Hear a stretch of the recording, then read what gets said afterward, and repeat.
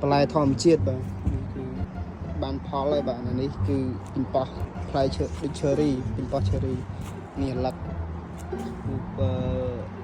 ក្តាប់ឯនោះនេះផ្លែក្តាប់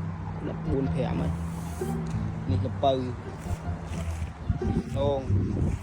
នេះពីប៉ោះផ្លែដូចផ្លែ cherry ហ្នឹងនេះឡាញយមកក្រែបើសិនដាំខ្លួនឯងទេខែនេះត្រូវដាំខ្លួនឯងព្រោះជួយសម្រាប់បន្ទុកលុយដែលយើងទិញគេនឹងបានច្រើនដែរអញ្ចឹងណាម្ទេសនេះសក់នេះជីថ្ពាល់ត្រីនេះសក់អូសក់ប៉ុណ្ណាណីទេណានេះ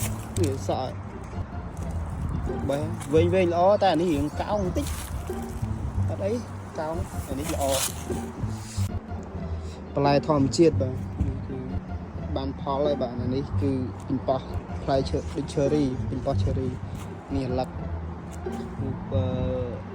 ក្តាប់ឯនោះនេះផ្លែក្តាប់4 5ហើយនេះល្ពៅអូងនេះពីប៉ោះផ្លែដូចផ្លែ cherry ហ្នឹងនេះឡាញយមកក្រែបើសិនដាំខ្លួនឯងទេខែនេះត្រូវដាំខ្លួនឯងព្រោះជួយសម្រាប់បន្ទុកលុយដែលយើងទិញគេនឹងបានច្រើនដែរអញ្ចឹងណាម្ទេសនេះសក់នេះជីថ្ពាល់ត្រីនេះសក់អូសក់ប៉ុណ្ណាណីទេណានេះសក់បែ